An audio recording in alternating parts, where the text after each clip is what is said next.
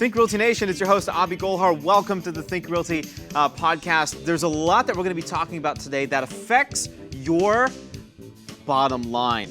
That's right, we're talking about tax strategy with a really, really smart CPA. Now listen, real estate investors sometimes have a problem. We don't know who to trust in the CPA world, and we don't know what questions to ask, and we don't know things about like the state and local tax cap at $10,000. The standard deduction raised to $24,000, MFJ, whatever that means, right? I'm kind of clueless about these things. I kind of feel this conversation with Joel is going to be very similar to the conversation that I would have like with my MD, like with my doctor. I go in, I ask a bunch of questions, I pretend to know what I'm doing because I went to WebMD beforehand, and he's like, no, you actually don't know what you're talking about, so really pay attention. This is the time, ladies and gentlemen, where you should get like a crayon, colored pencil, construction paper, or just like your computer and start taking some notes. After that, after we finish, we'll talk a little bit about how multifamily, there's a very interesting article on nreionline.com about multifamily investors spending more capital in secondary and tertiary markets. A very similar kind of thoughts and strategy around conversations that I've been having with previous guests. I think this was episode 100 was Gary Beasley. Episode 101, we talked to Solomon, who talked about tertiary markets. So I'm excited to kind of see what this article says and compare and contrast some of these notes. So that being said, take a deep breath. It's going to be a fun show. This podcast is brought to you by Real Property Management, which is the largest residential property management franchise in North America, managing tens of thousands of properties for individuals, investors, and institutions throughout the country. Learn more at realpropertymgt.com or call 888-806-7088.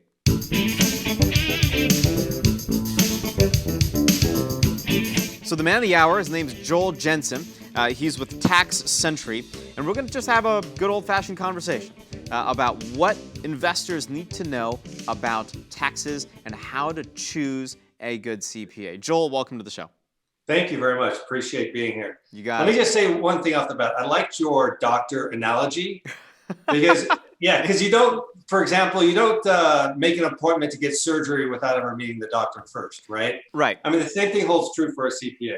Let me run down maybe some quick ideas for what could help someone when they're picking a good CPA. Awesome. First, it may be a good idea to pick someone who is actually in your industry as well, specifically when it comes to real estate, for example. I'm a real estate investor, okay? So I have rentals. I also do flips on the side. I manage that process with people as I do my CPA business. But what that allows me to do is to go in and look for all the tricks and things I want to be able to maybe save on when it comes to real estate because I'm looking out for myself, right? Then I take those strategies and I take them to my individual clients who are in real estate as well. Second thing is, so someone who's familiar with your business, right? That's kind of the takeaway from that. The second thing would be, are they open beyond April 15th, right? You know, you don't want a CPA that just golfs in the summer. Guess what I don't do is golf in the summer. Why? Because I'm busy dealing with my clients. If you come see me, let's say next week, right? We're in January, and you say, hey, Joel, what can I do to help myself last year? I'm going to say, why weren't you talking to me last year? Where were you during the year? Let's have those conversations. Let's have those quarterly meetings. Let's go through ideas that can help you along the way, because that's where your tax planning and savings actually happens. What will go on now is just compliance, right? I'm just doing compliance and filling out my forms. I'm submitting to the state and the IRS what they need. But all the tax planning happens January through December. Also, have an idea that when you meet with this person, you have at least a good rapport with them.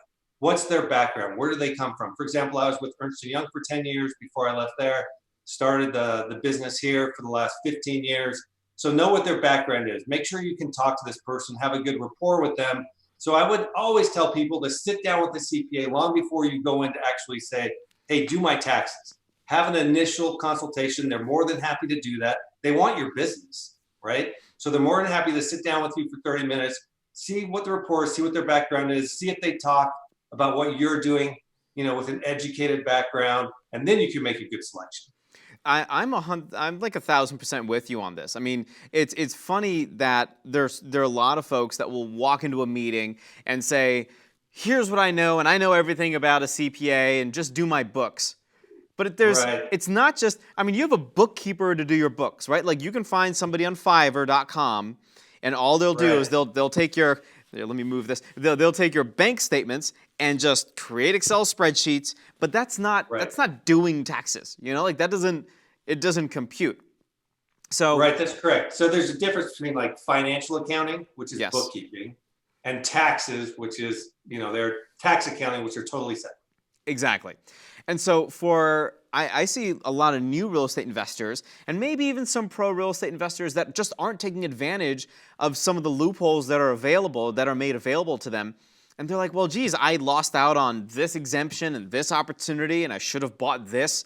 It's just like Right. you don't have the right team in place. And even like every single book that you read in the real estate investing space, or even the motivational entrepreneurial kind of space, it says build a team. Like you need a team, right? I whenever I go and I need to do some construction work, do you think like I'm in any type of shape to do that?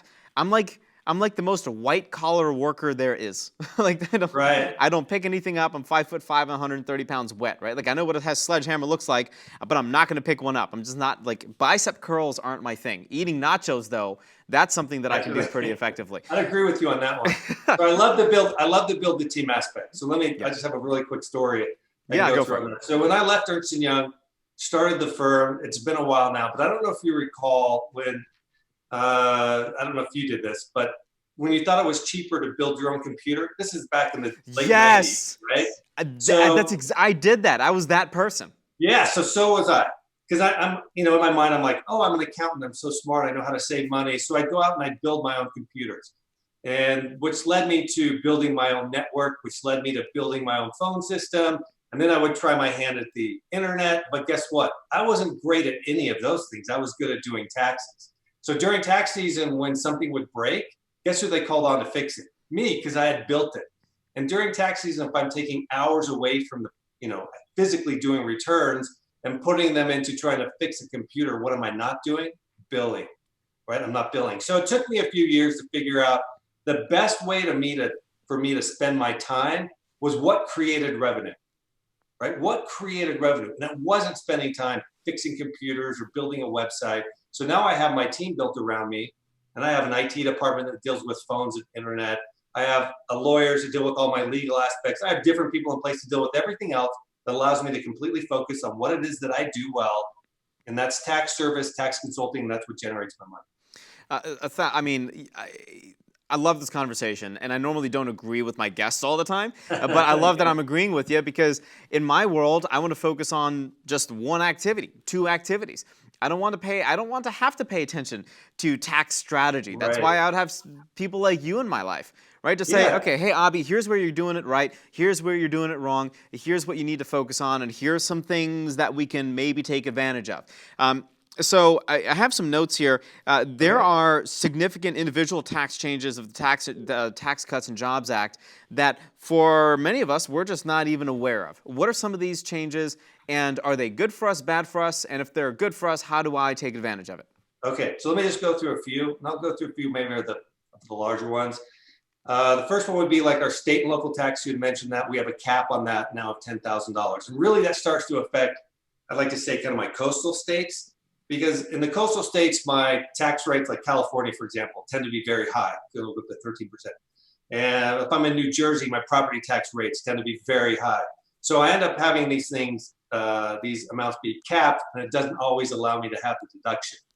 The interesting thing about this one in particular is, if you remember when this first passed, you saw a lot of news about people prepaying property tax. So I even had a client, this was would have been December 2017. I was in California for the holidays, contacted me and said, listen, Joel, I have this tremendous idea. I'm going to prepay my property tax based on what's happening with the new tax code, so I can deduct it in 17 rather than 18 because I think I'm going to be above the cap. So we had this little, we'll say discussion, maybe more of a heated discussion, argument, right, over whether or not he should do it. And at the end of the day, I convinced him not to. And lo and behold, 2 weeks later, because it was in the news, our wonderful partner and everything we do, the IRS, ends up issuing a bulletin that says, unless your state has assessed the property tax, you can't deduct it regardless of whether or not you paid it. So had he paid it early, he wouldn't have taken it that in 17, nor would have been allowed in 18. So a lot of this goes around IRS interpretation. So the new code section is fairly new, right? We've only had one tax season behind us. And we have to kind of understand how the IRS is interpreting all these rules. But we have to be aware that that 10,000 cap is out there. And we also have to be aware that our personal exemptions are gone, right? And oftentimes, I don't know, well, let me give you my personal example. When I first saw the new 1040 form, it looked so foreign to me, strange, new schedules, how all this stuff was flowing together was odd. And it took people some time to catch up, to realize maybe that my exemptions were gone. So we just have to be aware exemptions are gone. Our standard deduction has been raised to $24,000 for married filing jointly. Be aware of that. The IRS estimates that maybe 71% of the population base that files taxes uses that standard deduction. It's one of the reasons they raised it up to that level. The interesting thing is everyone says, oh, they raised it up, that's so nice. But understand it's the IRS after all. They don't just give us things. So when these new tax bills pass, the balancing scale always has to be there, meaning that the $11.1 billion budget that the IRS has always has to be collecting the same amount of money or more. So if they give us something like with married, with our standard deduction, having that go up, well, that means they maybe have to take away from this group because I got to collect the same amount of tax. So we just have to be aware of that. And the final thing is, if you're going to ask me why this whole thing passed, it's going to be the corporate tax rates. Those went down to 21%, probably trying to be more even throughout the world. If you were to look at the world tax rates, for example, for corporations, we're about in the middle now. We used to be on the high end, one of the highest actually.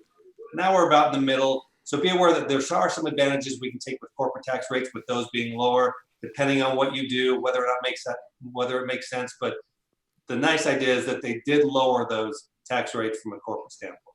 Got it. Let's talk about the qualified business income deduction for a second, because that for me also can be a little confusing. And I'm like, well, I don't know how to really use that in my world, in my business, especially if I'm a first-time business owner or investor. What is that and how do you use it? Okay, so the qualified business income deduction, I think, is a result of the corporation's tax rate coming down. So most people, like for myself, for example, use LLCs or S Corps as a structure to operate their business within. Yeah. And the corporate tax rates kind of sit on their own island, right? Yeah. So what they did is they came out with the qualified business income deduction for us as self-employed individuals. So what that says is if I make, let's say, $150,000 worth of revenue, so I collect $150,000, I have $50,000 worth of outgoing expenses, leaves me $100,000 worth of taxable income.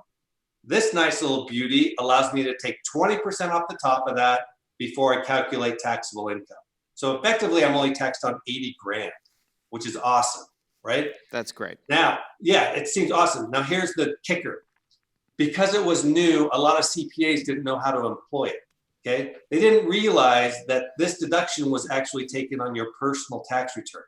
So if I had an LLC, for example, and had that income flowing back to me where it was taxed, I didn't necessarily get it unless the CPA marked for it and said that that income was qualified. So what I always tell people is if you're self-employed, go back and look at your tax return, look on page 2, look under the qualified business income deduction line. And if that line is 0 and you're self-employed, the CPA missed it. So look for your amendment. You've got to make sure that is there. You do not want to overpay the IRS under any circumstance. So make sure you're getting that deduction. And finally, the last word I'll say on this really quickly, sorry. No, go for it. All of us real estate people. If I'm a rental real estate person, I can still access that deduction. There are safe harbor rules that let me take it off of the passive income that I make from rental real estate. So that is afforded to you as well. Don't miss it. A lot of CPAs don't know it. And don't overpay tax on your rental income as well. Okay. So I exactly, I mean, really quick. No, this is all very helpful, and I realize now I feel like how I feel after seeing like my psychiatrist, right? It's like, it's great. Okay, Abhi, you have some problems, sir, and here's here's the great news. Here's the prescription. Like, here's what you here's have the to great do. news is that you don't have to know all this stuff, right? That's for me to know. You just have to come sit down with someone who's qualified to do your tax returns and let me figure out all that information, right? Yeah. You just need to give me your income and expenses and your activity and what you did, then let me deal with all that stuff. And that's the benefit. That's the benefit, so that somebody like me, another real estate investor, entrepreneur, they can keep going out there and doing what they need to do. So we're almost at time. Okay. But there are like so many other things. Like I have so many notes here. Auto deduction. You can talk to real estate taxation, investor versus dealer rules, the new IRS initiatives and audit letters. Talk about number 7 because that sounds scary. Let's do that. New IRS initiative and audit letters. Okay, so if you remember really briefly, I said that there was always a scale that had to be balanced. Yeah. So the IRS has this $11.1 billion budget, half of which is spent on enforcement of the rules. If you can believe that. So the IRS figured out a few years ago that it was getting too expensive to do one-on-one or face-to-face audits. Okay. They had to come up with a way to collect money on the cheap. And the way that they decided to do this was through these audit letters. So rather than, doing individual audits, they send them out. It's computer generated most of the time. And that's one of the reasons we put our occupation on our tax return, if you ever thought about it. Who cares what I do, right? But they like to lump you in little groups, look for the outliers, and then these audit letters just get kicked out. And the IRS knows that if you get a bill, I call it a bill, for $800 from them, right? You get that letter in the mail and you freak out when you first get it, you open it up, says you owe $800. What are you gonna do? You're just gonna pay it. Even though you may not owe it. They know it, they're a collection agency, that's what they want. They want you to kind of fear them a little bit, so you send them in. But the reason I bring up these audit letters is that people can't be scared of them, right? There are people like me that deal with them all the time. They're not something that's scary or something that you should fear. But what I want to make sure is that you go through those letters, if you get one, with someone who's qualified to make sure you actually owe it. And I don't care if it's $100 or $200, sit down with someone, make sure you owe it before you ever pay the IRS. Absolutely love it. I mean, I haven't received one of those yet, and I hope I never do because I'm probably going to be in that group that just completely gets scared, and I'm going to be like, Joel, this is what happened. I'm flying to you. Like, I got a letter, and I'm hand delivering it to you. I don't know what to do. I'm just scared. Please help me. There's so many other things that a good CPA can help you do. I highly encourage everybody to get in touch with Joel and his team because he is a real estate investor himself, and there are not many people like him that practice what they preach. It's one thing to talk the talk. It's another thing to talk the talk and walk the walk, and Joel does both, so I really appreciate that. What's the best way to get in touch with you? Whether it's a website, is it Instagram, is it TikTok? You don't seem like a TikTok guy. Maybe it's YouTube? Maybe that would be good. That would be pretty funny, TikTok for a CPA. You can always look us up online. We're Tax Sentry. It's SENTRY.com. Phone number's right there. Feel free to contact us. You can email us at support@taxsentry.com. If you have any questions, we'd love to help you out, as best we can. Joel, that's perfect, and that's time. So I certainly appreciate the insights. I've, I think, sufficiently gotten scared enough to, like the panic monsters in my head saying, okay, I need to call Joel. So you'll be hearing from me as well. So thank you so much again for your time and some of the insights you've shared with us today. Great. Thanks for having me. You got it.